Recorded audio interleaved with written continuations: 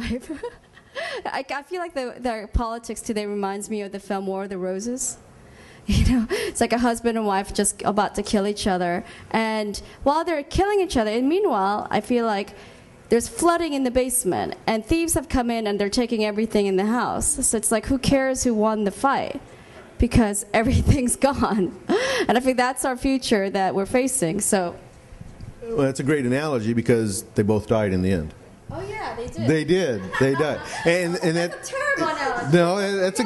No, it's really an excellent analogy because that's really what we face.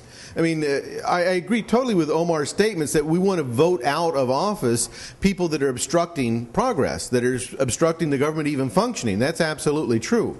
When it comes to what we need to do, the fascinating thing with my work, and I'm not a political expert, so I'm sitting here with people who are political experts, is I'm looking at transformation. That's what my work is really about. And I look at it from a scientific standpoint, though I'm not technically a scientist. I look at how we can apply this, because when we look at where we are right now, we can't keep doing what we've done and get any different results. It's going to keep getting worse.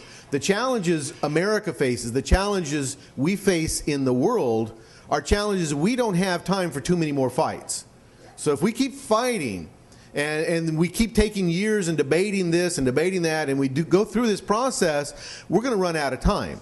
These challenges, when we look at the world globally, and we look at America, we're facing unprecedented challenges in history. And they're not isolated challenges. That's why I use my little toy so much, because these challenges are all connected. If we try to fix the economy by lowering all of our environmental standards, it's going to have impact. We know how many people die every year from air pollution. We know how many people... There you go. We know that hundreds of thousands of Americans have heart attacks and strokes, and they have asthma attacks because of air pollution. So fixing jobs at the expense of the economy is not really desirable. And I think it's one of the things we saw in the Sphere is like all of these things are really, really important. So we need to find a new model, a new way of looking at things besides just simply the traditional way, and see where we can work together. That's why in the Sphere that I just showed everyone, we were able to see a surprising amount of agreement. So in psychology, when we work with couples, and when I work as management consultant and we work with communities, we use this in all kinds of applications, we're looking for strengths. Where do we have something to build upon that we can work together regardless of what we call ourselves? We call ourselves independent or Republican or liberal or whatever we call it, regardless. What can we work together on? We're on this. I mean, Buckminster Fuller called this spaceship Earth.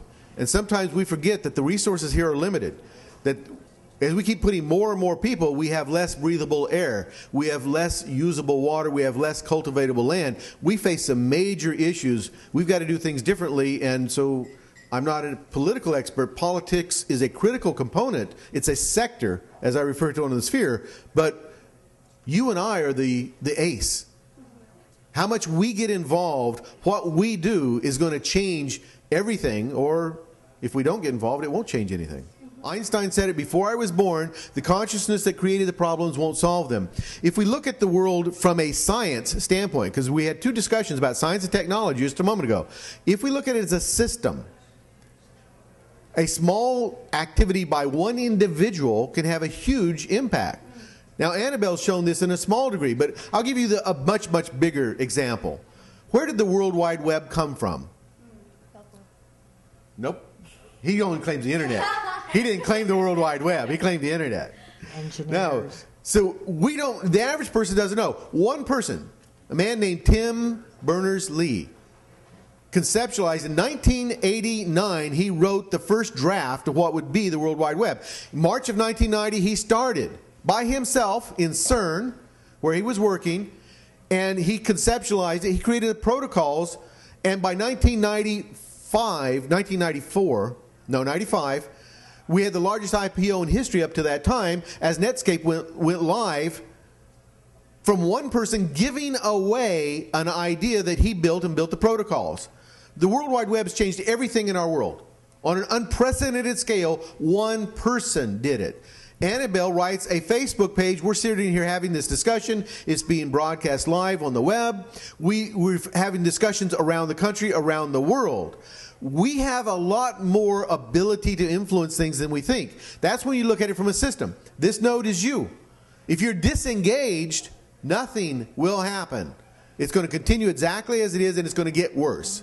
If you're engaged here, and I'm engaged here, and Annabelle's engaged here, if we're all engaged, what we will do is beyond anything we can begin to imagine. Tim Berners-Lee had no clue there would be an Amazon or a YouTube or a Wikipedia. He had no vague clue.